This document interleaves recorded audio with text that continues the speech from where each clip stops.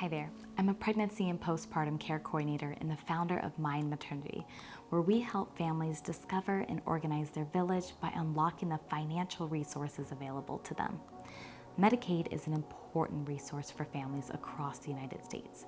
Here in California, we know it as Medi-Cal, and it is a lifeline for countless individuals, particularly pregnant women. To put it into perspective, Medicaid financially supports 41% of all births in the United States.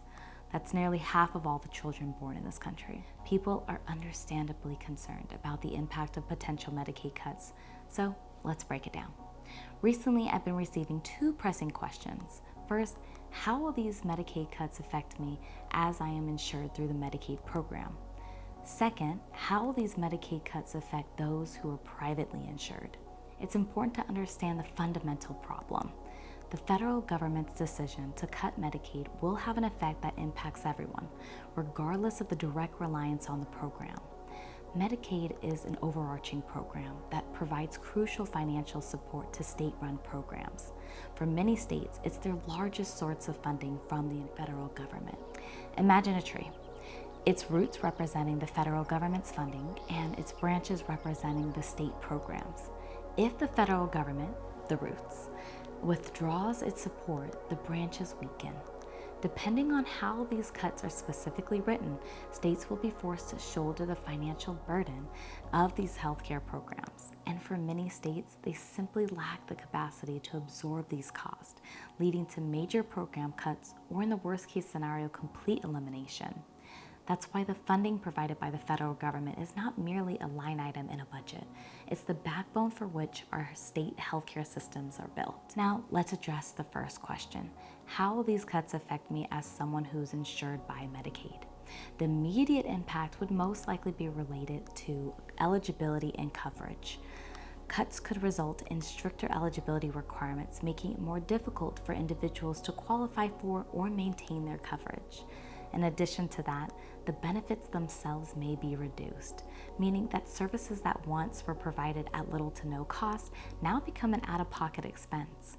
For families already juggling the high cost of living, this added financial burden could be hurtful. They may have to forego essential care, choosing between their health and their financial stability. I recommend everyone to carefully review the policy changes when they are published, or better yet, consult with a specialist to understand the details. The second question, concerning those with private insurance, is equally important.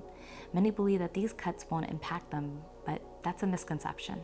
Our healthcare system is like a big web. If you shake one part, the whole thing moves. Let's consider two likely scenarios.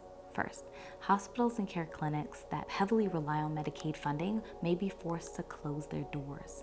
This means that even those with private insurance will need to find alternative care providers, potentially facing longer commutes and delays in accessing essential services. For those living in what we call maternity deserts, where access to maternity and newborn care is already limited, these closures could make addressing care even more difficult. Second, the financial pressure resulting from these cuts will spill over to the privately insured. Yes, you heard me right.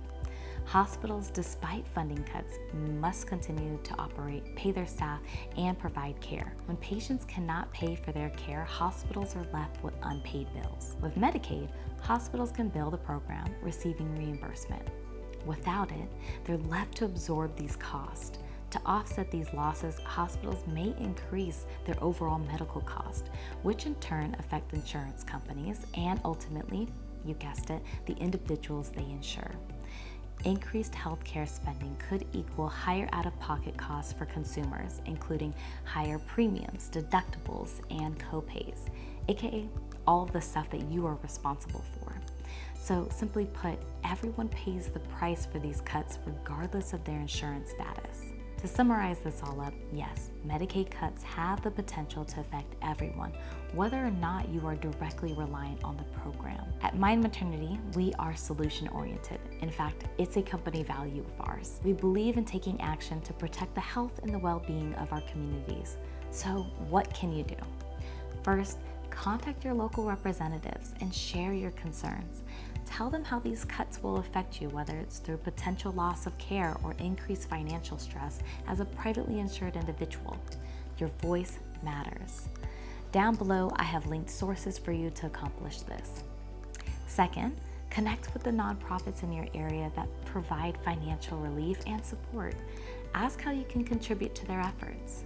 And third, join the Mind Maternity Village. We are a community dedicated to sharing resources and supporting families through fertility, pregnancy, and postpartum. Visit mindmaternity.com to connect with us and access valuable resources. Links can be found below. Thank you for listening.